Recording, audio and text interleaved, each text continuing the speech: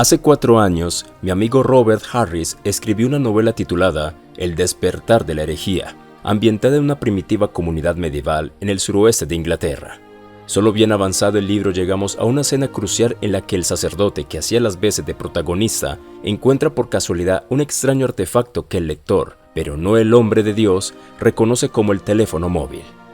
En ese instante resulta evidente que la acción de la novela transcurre no en un pasado remoto como creíamos, sino varios siglos en el futuro, cuando el planeta ha vuelto a ser un yermo despoblado debido a una serie de catástrofes sucesivas desencadenadas en un primer momento por el colapso del Internet. La novela es un vistazo de lo que podría ser el futuro de lo que quedará de la humanidad después de un conflicto entre las superpotencias, que casi de forma inevitable terminaría siendo una confrontación nuclear. Mientras investigaba y escribía este libro acerca de los acontecimientos que tuvieron lugar hace 60 años, no dejé de tener presente la fantasía de Robert, enmarcada en las que probablemente serían las consecuencias irreversibles de semejante día del juicio. No obstante, en los últimos meses mi relato, que parecía tener un interés exclusivamente histórico cuando me embarqué en él, ha adquirido una actualidad y revelancias nuevas y estremecedoras gracias a la invasión y destrucción de Ucrania a manos de Rusia. A lo largo de las más de 4 décadas que duró la Guerra Fría, cada bando fue responsable del lanzamiento de peligrosas embestidas y la comisión de errores garrafales. En el lado soviético, tenemos el fallido estrangulamiento de Berlín Oeste en 1848 hasta 1949 y la invasión norcoreana de Corea del Sur en junio de 1950. 5 meses después, el soberbio general Douglas MacArthur dirigió a las fuerzas de la ONU en un veloz avance hacia las fronteras de Corea del Norte con China para luego abogar por el uso de armas nucleares contra este último país como castigo por la humillación que los voluntarios del Ejército Popular de Liberación de Mao Zedong le habían infligido en el campo de batalla. Más tarde vinieron la represión soviética del levantamiento húngaro de 1956 y la invasión anglo-francesa de Egipto para recuperar el control del Canal del Suez. El intento de invasión de Cuba, patrocinado por Estados Unidos en abril de 1961, sacudió a la recién estrenada administración de Kennedy en 1968. Las tropas soviéticas reprimieron de forma sangrienta la primavera de Praga. 2 años más tarde, el gobierno polaco también recurrió a los disparos para poner fin a las huelgas en los astilleros de Gdansk. La intervención en Afganistán entre 1979 y 1989 fue para la Unión Soviética un desastre comparable al generado por la larga agonía de Estados Unidos en Vietnam y la profunda tragedia que supuso para los pueblos de Indochina. Sin embargo, ninguno de esos acontecimientos, ni otros en los que se vieron involucrados los satélites de las dos potencias, creó una situación tan peligrosa como la planteada por la crisis de los misiles de Cuba en 1962. Algunos historiadores contemporáneos intentan minimizar la gravedad de lo ocurrido. Afirman, por ejemplo, que ninguno de los bandos quería una guerra nuclear, pero si bien eso es muy cierto, sería por completo errado suponer que las probabilidades de que sucediera lo peor eran en realidad escasas. En un congreso sobre la crisis celebrado en La Habana en 1992, el exsecretario de Defensa estadounidense Robert McNamara manifestó el asombro que le produjeron las revelaciones acerca del arsenal que tenía a su disposición los defensores soviéticos de Cuba 30 años atrás, en el que se incluían armas nucleares tácticas. «Fue espeluznante», le dijo a un periodista. La existencia de esas armas implicaba que de haberse producido una invasión estadounidense, que es lo que hubiera ocurrido si no se hubieran retirado los misiles, la probabilidad de que estallara una guerra nuclear era del 99%. Tales declaraciones se enmarcan, por supuesto, en el mea culpa que McNamara entonó después de ver destruida su reputación en Vietnam, y es obvio que de hablar de una probabilidad del 99% es una conjetura muy exagerada. Pero no cabe duda de que su estupor estaba más que justificado. Durante el mes de octubre de 1962, John F. Kennedy citó con frecuencia los cañones de agosto, la galardonada obra de Barbara Tuchman sobre el comienzo de la Primera Guerra Mundial, que había sido publicada ese mismo año en el Reino Unido por la empresa de la familia del entonces primer ministro Harold Macmillan. Algunos historiadores modernos consideran debatibles ciertos aspectos del relato de Tuchman. Sin embargo, hay una cuestión en la que su perspectiva sigue pareciendo incuestionable. Aunque ninguna de las potencias beligerantes deseaba la gran guerra en la que se estaban enmarcando, Austria-Hungría y Alemania querían una de menor envergadura que les permitiera aplastar a Serbia y desmembrarla. Y, por otro lado, a ciertos generales alemanes les entusiasmaba la idea de aprovechar la oportunidad para humillar a Rusia antes de que su creciente poderío militar y económico se hiciera abrumador. Los actores perdieron el control de los acontecimientos, con consecuencias catastróficas para Europa. En los primeros días de la crisis de 1962, los jefes de Estado Mayor de las Fuerzas Armadas estadounidenses transmitieron a la Casa Blanca la recomendación unánime de lanzar un bombardeo masivo sobre Cuba para luego invadir y ocupar la isla. Resulta escalofriante leer hoy en los archivos de la USAF el testimonio posterior de sus oficiales de mayor rango, en el que dejan constancia de su falta de arrepentimiento por haber aconsejado ir a la guerra. Su imperecedera convicción de que de haberlo hecho, Estados Unidos se habría asegurado una victoria decisiva y su desprecio por el presidente y los civiles que lo rodeaban, que, en su opinión, se habían acobardado. Hubo varios momentos durante los 13 días que duró la crisis, del 16 al 28 de octubre, en los que John F. Kennedy estuvo sometido a una presión inmensa de la Casa Blanca por parte de los miembros de su propio equipo que querían que se diera ante los halcones, entre ellos el asesor de seguridad nacional McGeorge Bundy. Ken, nunca sabrás cuán malos consejos recibí, le diría más tarde el presidente a John Kenneth Galbraith. Pareciera temerario dar por sentado que los oficiales rusos que se encontraban en Cuba hubieran aceptado sufrir miles de bajas entre los 43,000 efectivos a sus órdenes, además de una derrota en la isla sin recurrir al menos a una parte de las armas nucleares tácticas que estaban bajo su control, con independencia de que el Kremlin pudiera estar en contra de que lo hicieran. Esas armas carecían entonces de dispositivos de seguridad tecnológicos que impidieran a sus operarios dispararlas cuando los oficiales al mando decidieran que debían hacerlo. Y una vez que los invasores hubieran sufrido considerables bajas debido a la explosión nuclear, por pequeña que fuera, es improbable que el pueblo estadounidense hubiera permitido que Kennedy se negara a escalar el conflicto. Ciertos detalles siguen siendo materia de discusión, como los relativos al episodio en que se vio involucrado un submarino ruso de la clase Fostrov, según la denominación de la OTAN, que se encontraba a unos 1000 kilómetros en el Atlántico. Según se cuenta, el capitán, no sabiendo si la guerra había estallado o no en la superficie, amenazó con disparar sus torpedos nucleares al verse hostigado por los buques de guerra estadounidenses. No obstante, lo fundamental es que ambas partes atravesaron la crisis a tientas, con percepciones tremendamente erróneas de la situación, y que algunos oficiales subordinados tuvieron a su disposición unas armas de destrucción masiva cuya utilización podrían haber desencadenado una catástrofe que no deseaban ni el Kremlin ni la Casa Blanca. Cuanto más escribo narraciones históricas, más me impresiona la bruma de ignorancia en la que los gobiernos toman decisiones trascendentales. En el siglo XXI, Estados Unidos y China se entienden no mucho mejor que hace 6 décadas.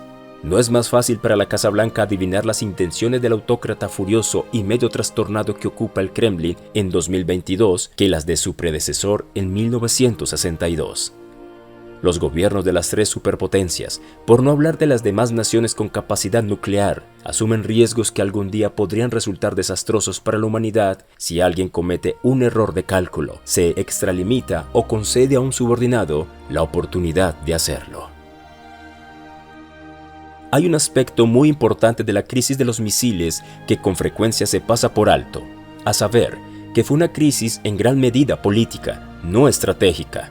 John Lewis Gaddis ha escrito: las armas nucleares tuvieron un efecto increíblemente teatral en el curso de la Guerra Fría. Crearon el estado de ánimo denominado por oscuros presentimientos que subyugó al mundo a medida que los últimos años de la década de 1950 daban paso a los primeros de la de 1960. Forzaron a los estadistas a convertirse en actores. El éxito o el fracaso dependían, o esa al menos era la impresión que se tenía, no de lo que estaban haciendo en realidad, sino de lo que parecían estar haciendo.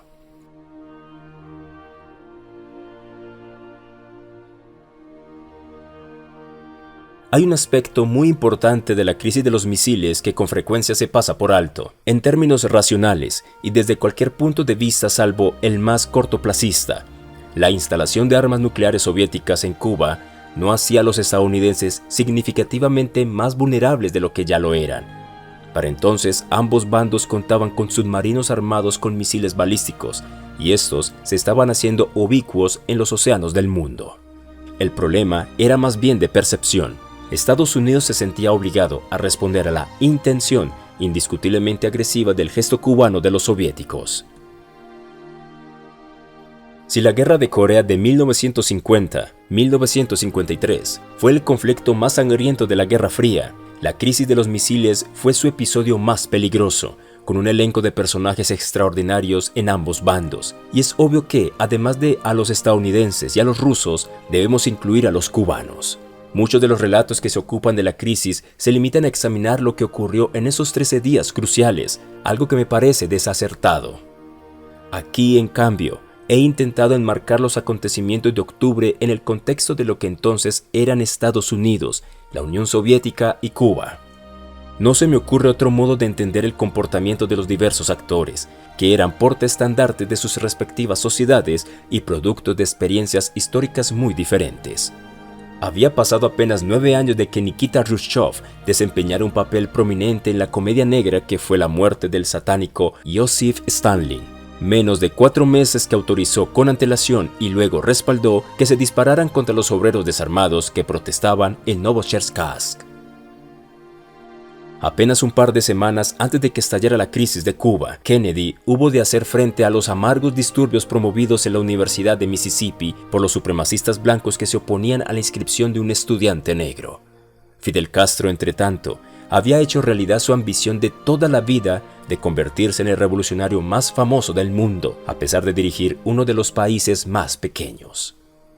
Algunos historiadores aseguran que las personalidades apenas tienen una incidencia menor en el curso de la historia, que en realidad está más determinado por las corrientes de los acontecimientos y las ideas. No obstante, después de estudiar la crisis de los misiles, es difícil pensar en esa tesis como una verdad de aplicación universal. 3 hombres extraordinarios, Castro, Khrushchev y Kennedy, fueron quienes tomaron las decisiones clave y, por ende, quienes decidieron el resultado.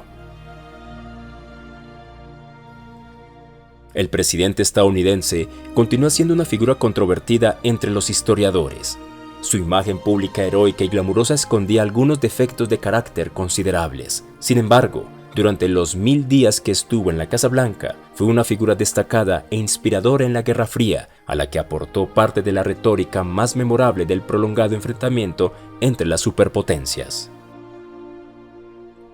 Son muchísimas las personas que, sin saber gran cosa de la historia de Estados Unidos, recuerdan la frase del discurso que pronunció en su toma de posesión en enero de 1961. No te preguntes qué puede hacer tu país por ti, sino qué puedas hacer tú por tu país. Los europeos nunca olvidarán su aparición en junio de 1963 en un asediado Berlín Oeste, donde se ganó el aplauso histérico de 1 millón de personas al declarar Ich bin in Berliner. Su intervención en la crisis de los misiles de Cuba constituye su mejor base para aspirar la grandeza, como se argumentará en este libro que, no obstante, también reconoce los errores y fallos de la política estadounidense que la precedieron, así como los que vinieron después. Evocar el estado de ánimo de aquellos días en el mundo occidental no resulta sencillo. Inmersos en la tranquilizadora cotidianidad que nos rodea, la amenaza de aniquilación suscitaba una incredulidad instintiva.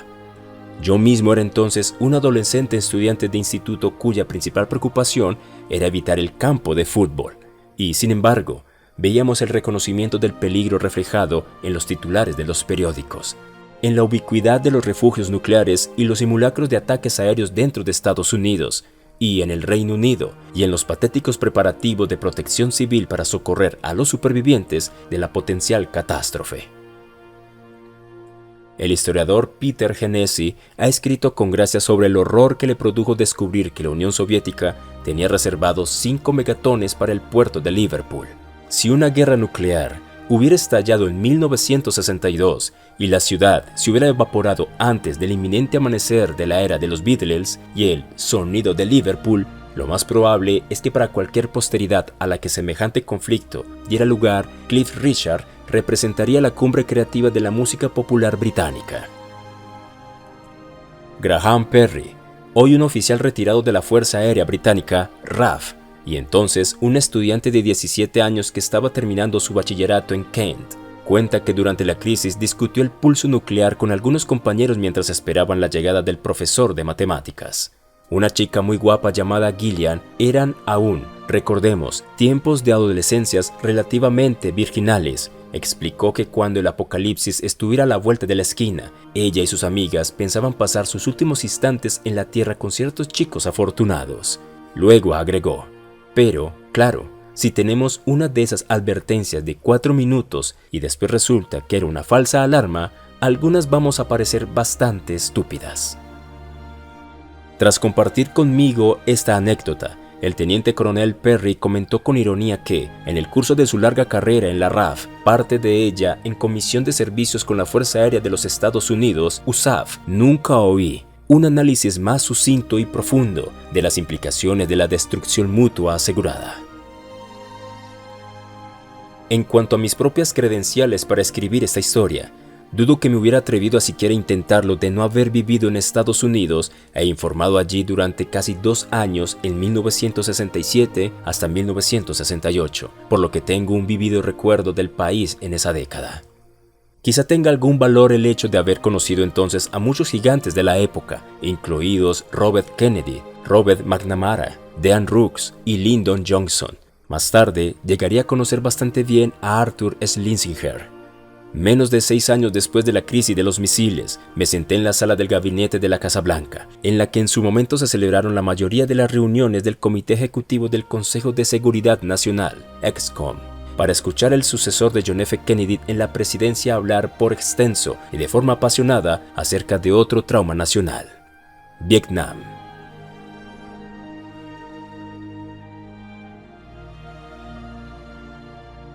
También visité la sala de guerra en la sede del Comando Aéreo Estratégico de la USAF en las afueras de Omaha, Nebraska, coronada por el orgulloso cartel con el lema «La paz es nuestra profesión», inmortalizado en la película de Stanley Kubrick, «Teléfono rojo, volamos hacia Moscú». Antes, en 1966, en el interior de un submarino de la Armada Británica, había tenido ocasión de oír durante un ejercicio práctico el eco, como de golpes de martillo, generado por las cargas explosivas lanzadas por los buques de guerra, como debió de oírlo la tripulación del B-59 soviético, que en medio de la crisis de los misiles de Cuba, se vio acosado por las naves de la Marina de Estados Unidos. Se han escrito miles de libros sobre los acontecimientos de octubre de 1962. No aspiro a rivalizar, por ejemplo, con los meticulosos análisis de las reuniones del EXCOM de Sheldon Stern o James Heinsberg, ni con las indagaciones de otros especialistas sobre el equilibrio nuclear y muchos temas más. Esta es una narración destinada al público en general, que busca enmarcar este extraordinario episodio en el contexto, las personalidades y el mundo de la época para una nueva generación de lectores fuera de la comunidad académica y los expertos en defensa y, de hecho, más allá de Estados Unidos, que siempre ha reivindicado una especie de derecho de propiedad sobre la crisis. Mi deseo, mi esperanza, es que cualquiera que lea este libro entienda un poco más no solo la saga cubana, sino la Guerra Fría en su conjunto. Dado que si el resultado de esos 13 días hubiera sido diferente, incontables millones de personas nos hubiéramos convertido en víctimas de la crisis sin importar que no fuéramos rusos, cubanos o estadounidenses, no me parece descabellado que, en cuanto partes interesadas, reclamemos también su memoria. He dedicado algo más de espacio a la perspectiva británica y en especial a la de Harold Macmillan, de lo que acaso justifica nuestro papel como espectadores. Pero tuve algunas oportunidades de escuchar al ex primer ministro, ya en la vejez, hablar largo y tendido sobre la crisis. Los estadounidenses, y en particular sus historiadores, no siempre reconocen que si bien los aliados aplaudieron públicamente la actuación del presidente Kennedy, durante el desarrollo de los acontecimientos temían que Estados Unidos cometiera un error de juicio en igual medida que temían que lo hicieran los soviéticos. Durante la Segunda Guerra Mundial, Winston Churchill observó con irónica complacencia que la historia sería amable con él porque él mismo se encargaría de escribirla, como de hecho hizo. Algo parecido podría decirse de John F. Kennedy y la crisis de los misiles de Cuba. Las reuniones que tuvieron lugar cada día y en ocasiones cada hora en la Casa Blanca quedaron grabadas en cintas, y la principal fuente de los historiadores que han analizado el proceder estadounidense son las transcripciones de esas grabaciones. Sin embargo, solo 2 de los participantes sabían que las cintas estaban girando: el presidente y su hermano menor. No hay razón para considerar que eso influyera de forma significativa en sus palabras y sus acciones, pero es verosímil pensar que seguramente hubo momentos en los que el mandatario, en especial, recordó que estaba preservando para las generaciones futuras una crónica de su conducta en la crisis. En el verano de 1940, Churchill solía murmurar en voz alta en presencia de su equipo la frase de Andrew Marvell sobre la ejecución del rey Carlos I en 1649. No hizo ni quiso decir nada ordinario en esa escena memorable. El primer ministro, por supuesto, había resuelto conscientemente que la posteridad iba a decir lo mismo de él. Es posible que John F. Kennedy, un estudioso aplicado de Churchill, pensara algo parecido en octubre de 1962. Otros, en cambio, se sintieron traicionados cuando las grabaciones se revelaron en 1973. Dean Rooks telefonó a la biblioteca Kennedy porque se hubiera mantenido tal registro sin el conocimiento de miembros del gabinete como él.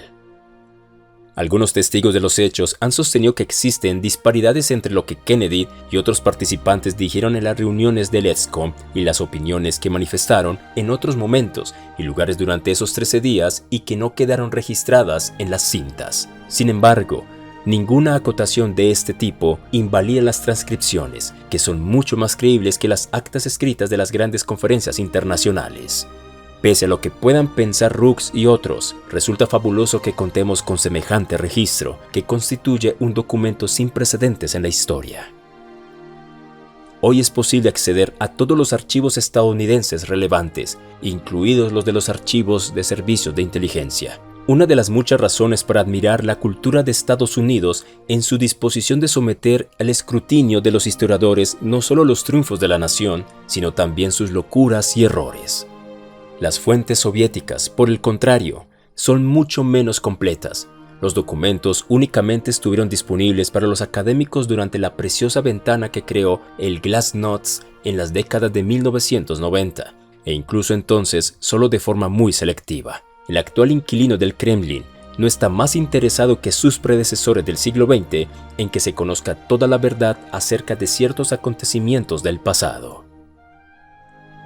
Al igual que la mayoría de los autores que se han ocupado de estos hechos, he de rendir un homenaje especial a One Hell of the Gamblet, 1997, el revolucionario trabajo de Alexandr Fursenko y Timothy Naftali, los primeros historiadores que tuvieron la oportunidad de acceder a algunos de los archivos soviéticos.